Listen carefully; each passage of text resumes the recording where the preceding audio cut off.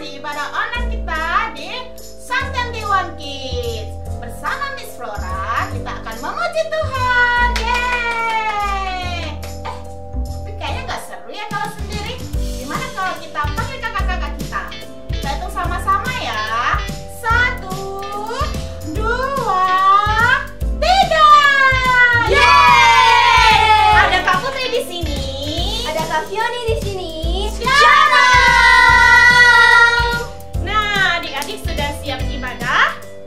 Tapi sebelum itu Kakak Putri mau ajak kita berdiri dulu. Silakan berdiri. 1, 2, 3, berdiri. Nah, kita mau berdoa dulu ya. Lipatkan tangannya. Tutup matanya, kita berdoa.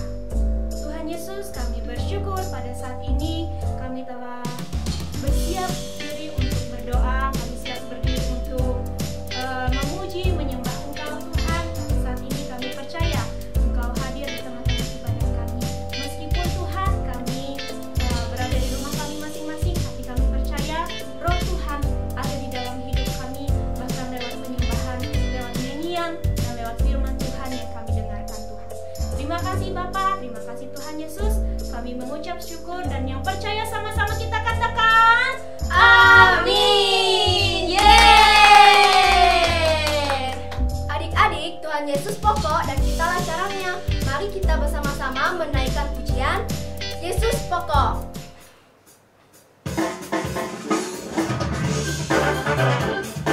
Mari kita bersama-sama menaikkan pujian kita.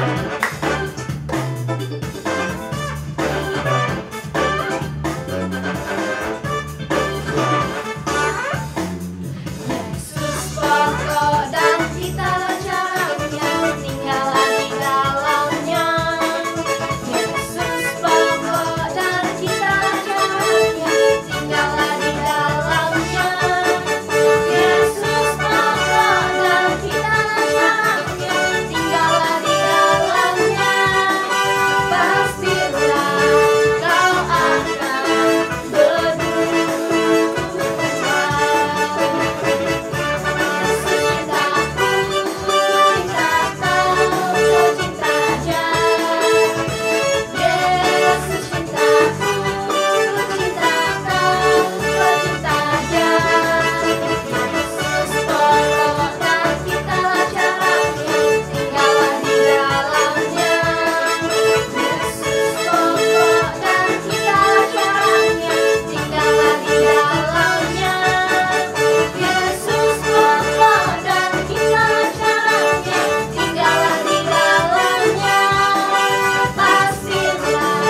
kau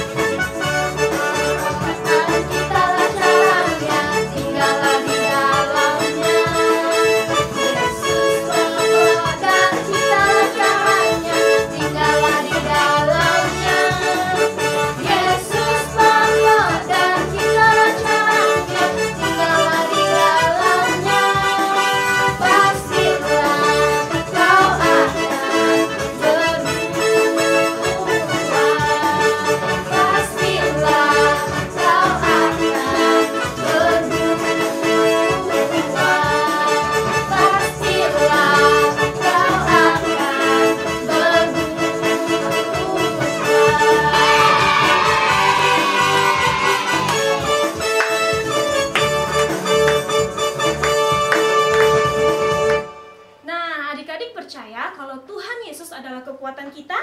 Aku percaya Kak Put, Tuhan Yesus adalah kekuatanku. Nah, oleh sebab itu, pada saat ini kita mau menyanyikan suatu pujian yang mengatakan, Tuhanlah kekuatan dan mazmurku. Adik-adik, mari kita bersemangat lagi dalam memuji Tuhan.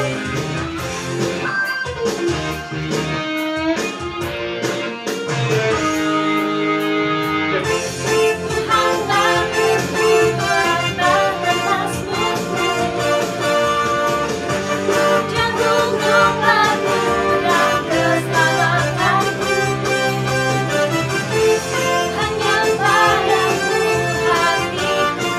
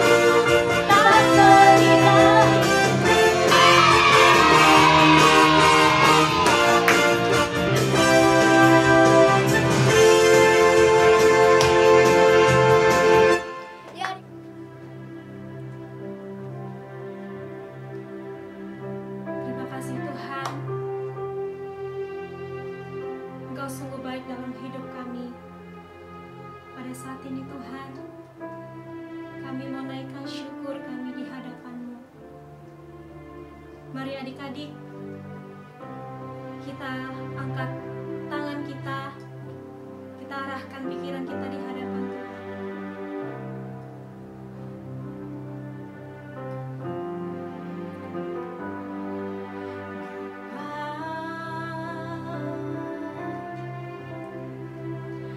Engkau sungguh baik, kasih-Mu melimpah di hidup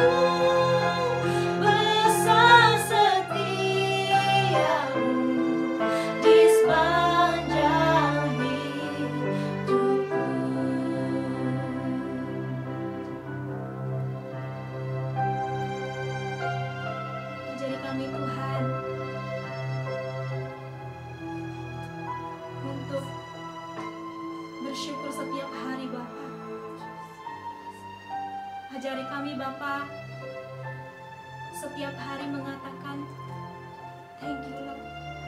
Terima kasih Tuhan. Terima kasih Tuhan.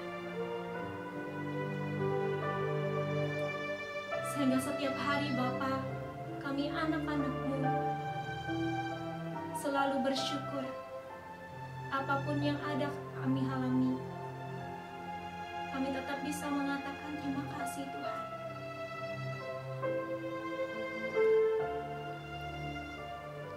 Akan kunaikkan syukurku.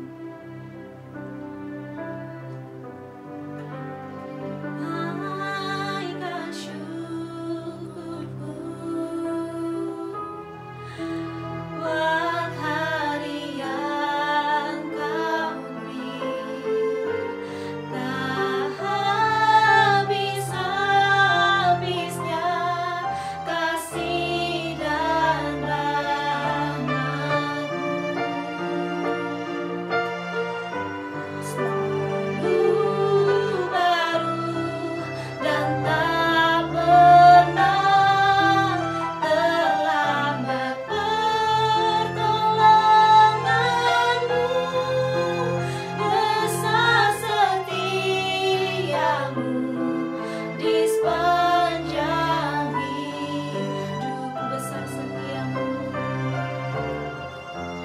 Besar setia-Mu. Besar setia-Mu. Besar setia-Mu. Besar setia-Mu. Besar setia-Mu di sepanjang hidupku.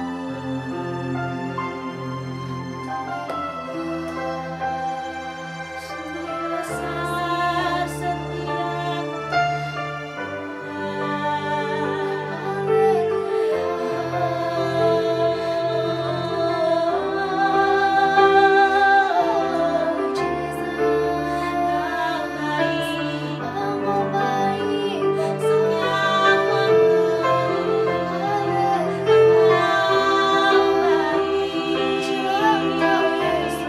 Haleluya, katakan haleluya.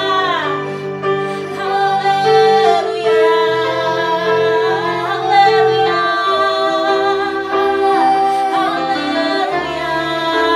Yesus.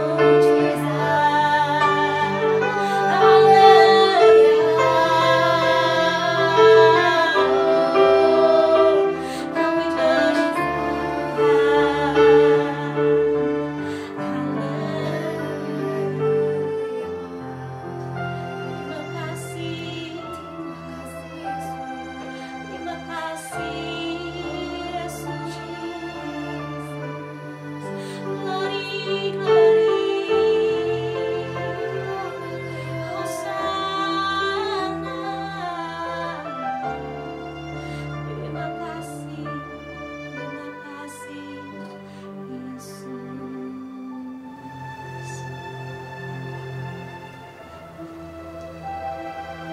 Tuhan Yesus, terima kasih ya Bapa atas berkat dan penyertaan-Mu bahwa kami sudah selesai menyembah dan memuji-Mu ya Tuhan. Dan saat ini Tuhan, kami akan memulai mendengarkan firman-Mu. Engkau berkati kakak-kakak sekolah minggu yang akan menyampaikan firman-Mu ya Tuhan. Engkau berkati juga kami, agar kami dapat memahami dan mengerti apa isi hati-Mu ya Yesus. Kami serahkan waktu kami ke depannya Tuhan. Kami sudah berdoa dan mengucap syukur. Percaya katakan amin. Ya, shalom adik-adik. Apa kabar semuanya? Kakak percaya selalu diberkati dan selalu luar biasa. Amin. Amin. Dan Kak Novi senang banget nih bisa kembali bertemu dengan adik-adik di ibadah online Psalm 21 Kids. Biarpun adik-adik di rumah saja dan kakak di sini, tapi kita percaya bahwa Tuhan Yesus kita selalu ada bersama dengan kita. Tuhan Yesus yang menyatukan hati kita dimanapun kita berada. Amin adik-adik. Amin. Nah adik-adik, di bulan ini kita belajar tentang apa judulnya ya? Oh ya, bertarung di tengah badai. Kalau adik-adik ikutin di minggu-minggu sebelumnya, ada kakak-kakak yang menceritakan tentang kisah Paulus yang bertarung di tengah badai. Nah, kisah ini ada di dalam kitab Perjanjian Baru, yaitu di dalam Kisah Para Rasul pasal 21 sampai pasal 28. Ngomong-ngomong nih, kalau di dalam kitab Perjanjian Baru, adik-adik udah pada hafal belum? Dari kitab pertama sampai yang terakhir. Kalau misalnya nih, adik-adik sudah hafal, adik-adik boleh dong tolong direkam pas adik-adik lagi menghafal kitab-kitabnya, judul-judulnya ya adik-adik ya. Terus setelah direkam, kirim dong buat kakak lewat via DM Instagram, biar kakak juga pengen tahu adik-adik sudah hafal belum kitab dari pertama di Perjanjian Baru sampai terakhir. Misalnya contoh, adik-adik ambil handphonenya nih, terus mulai rekam, kak saya sudah hafal ya kitab-kitab di dalam Perjanjian Baru, yaitu Matius, Markus, Lukas, Yohanes, Kisah Para Rasul, Roma, 1 dan 2 Korintus, Galatia, Efesus, Filipi, Kolose, 1 dan 2 Tesalonika, 1 dan 2 Timotius, Titus, Filemon, Ibrani, Yakobus, 1 dan 2 Petrus, 1, 2, 3 Yohanes, Yudas, dan Wahyu. Bisa deh kak. Nah, kalau bisa langsung buruan kirim ke DM Instagram Sam21Kids. Oke adik-adik, kalau misalnya adik-adik belum begitu bisa hafal pakai yang kayak tadi, boleh adik-adik pakai lagu. Kan ada lagunya kan? Ada banyak versi kayaknya ya. Nah, kalau yang Kak Novi tahu seperti ini.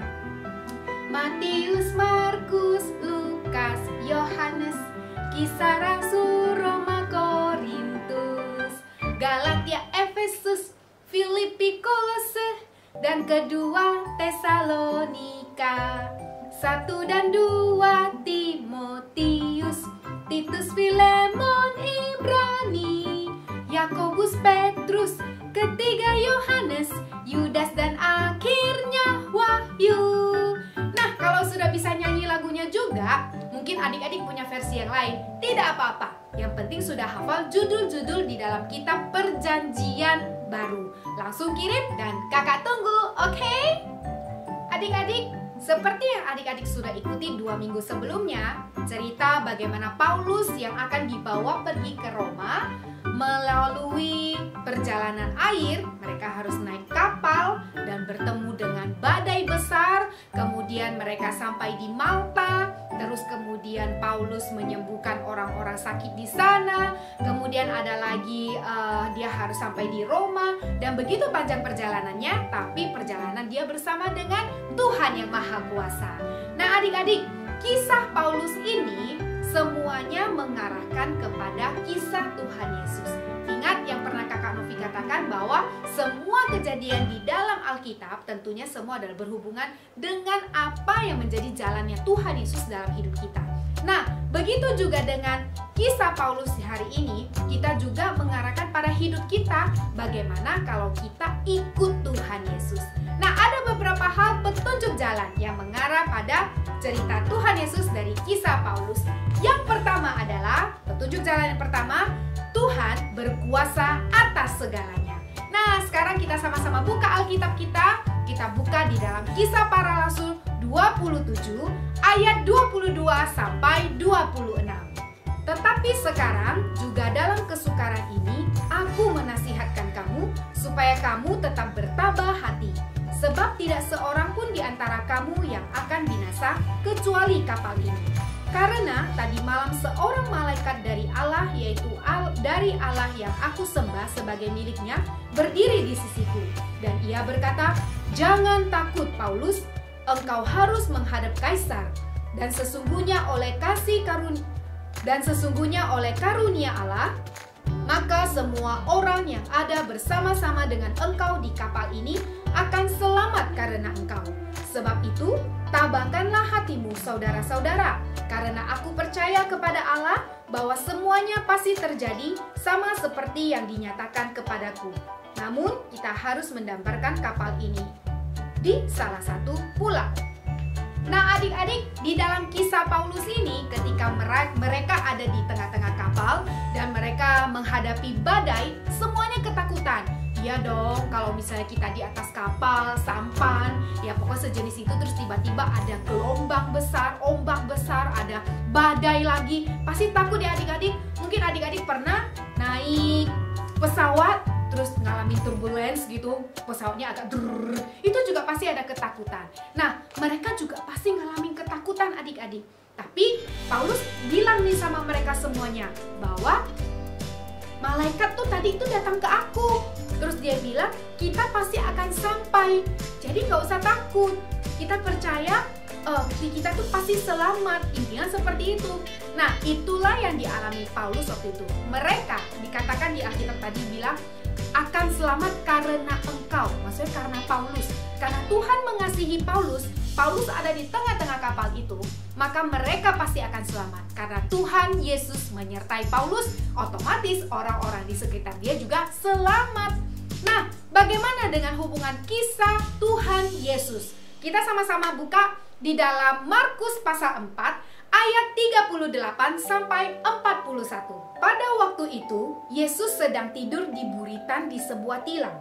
Maka murid-muridnya membangunkan dia dan berkata kepadanya, "Guru, engkau tidak peduli kalau kita binasa." Ia pun bangun, menghardik angin itu dan berkata kepada danau itu, "Diam, tenanglah." Lalu angin itu reda dan danau itu menjadi teduh sekali. Lalu ia berkata kepada mereka, "Mengapa kamu begitu takut?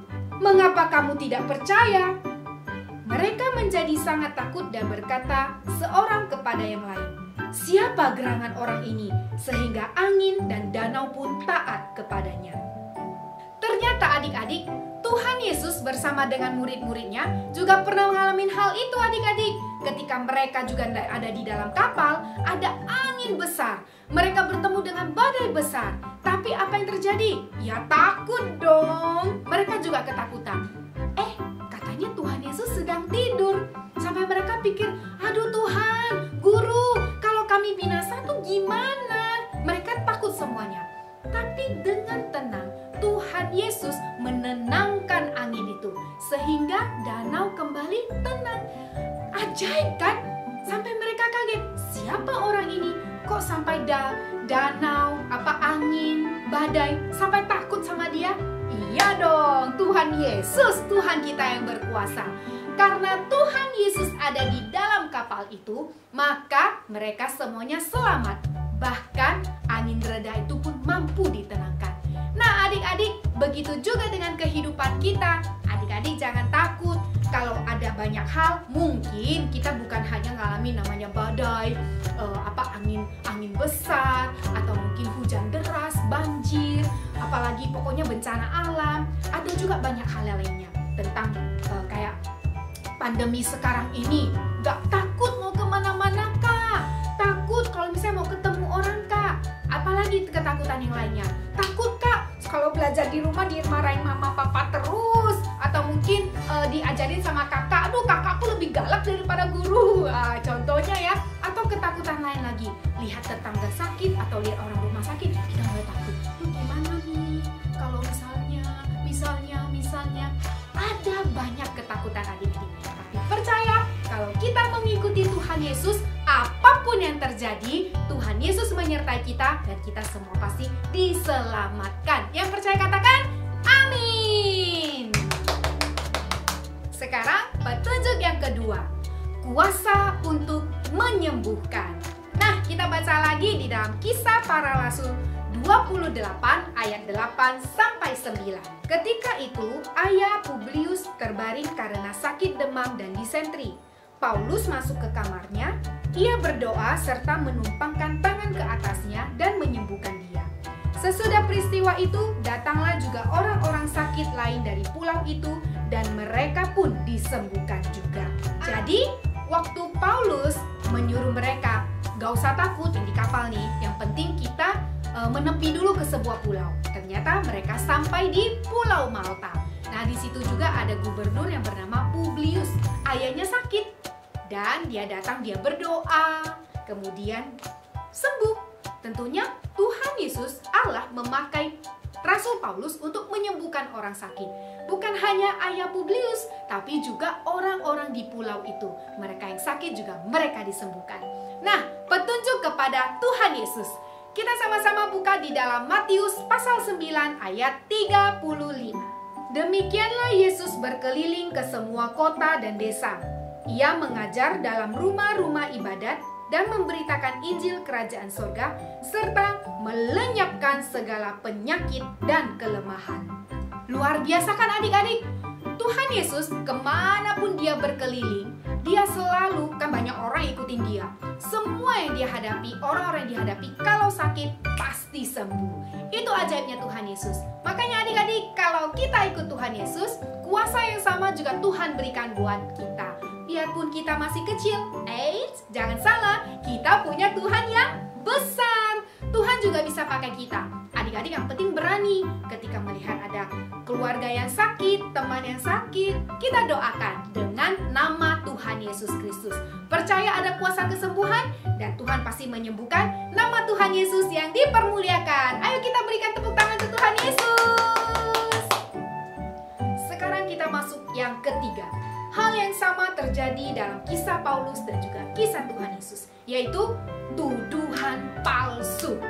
Nah, sekarang kita baca di dalam Kisah Para Rasul 21 ayat 33 sampai 36. Kepala pasukan itu mendekati Paulus, menangkapnya dan menyuruh mengikat dia dengan 2 rantai, lalu bertanya, siapakah dia dan apakah yang telah diperbuatnya?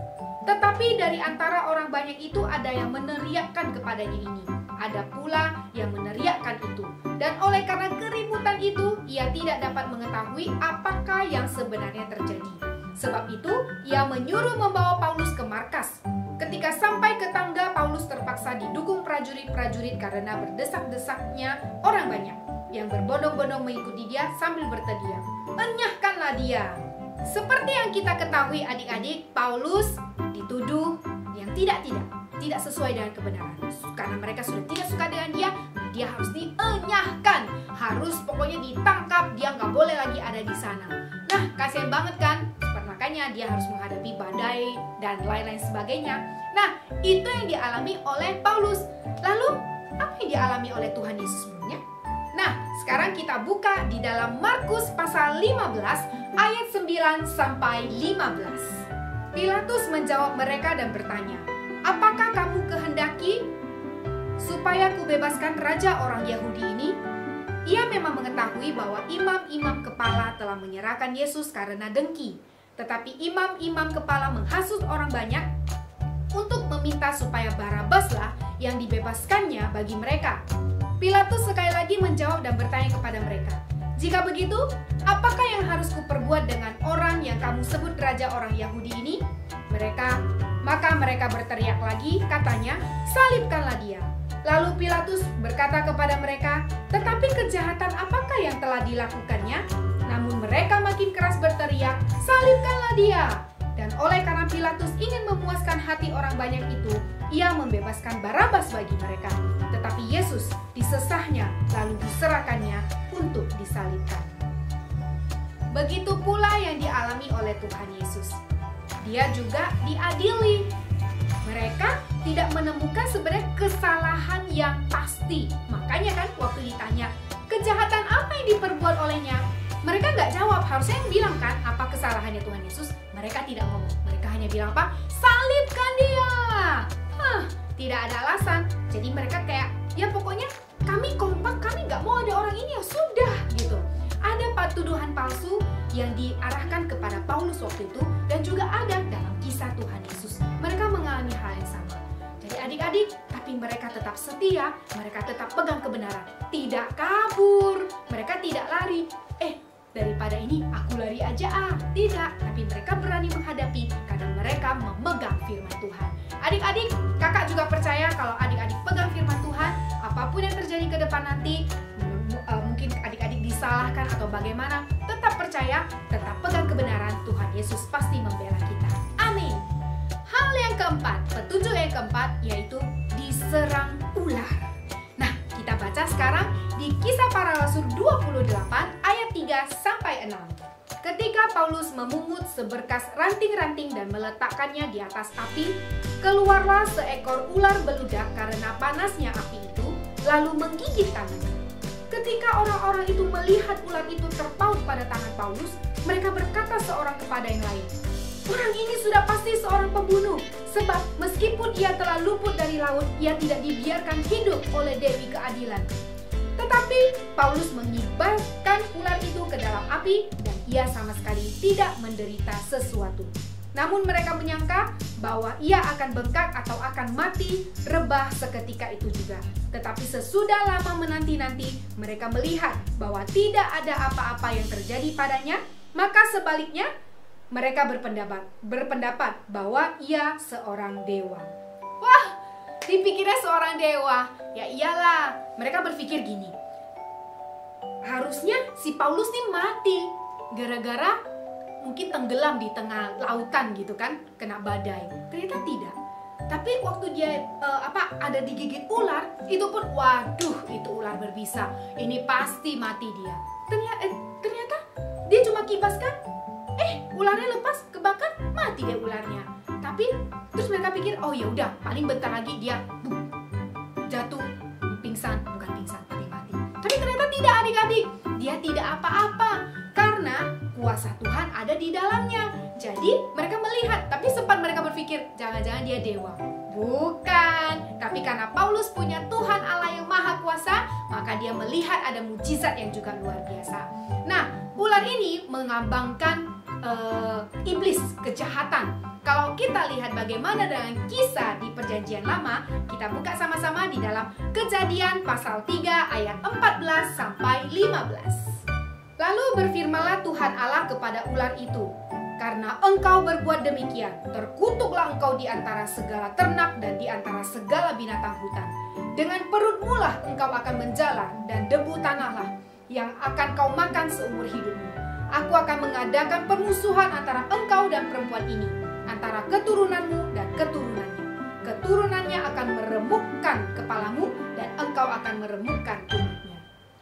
Jadi kalau adik-adik ingat, pada waktu Adam dan Hawa juga mendapatkan pencobaan, mereka berhadapan dengan ular yang melambangkan iblis yang menggoda mereka untuk tidak taat kepada Tuhan.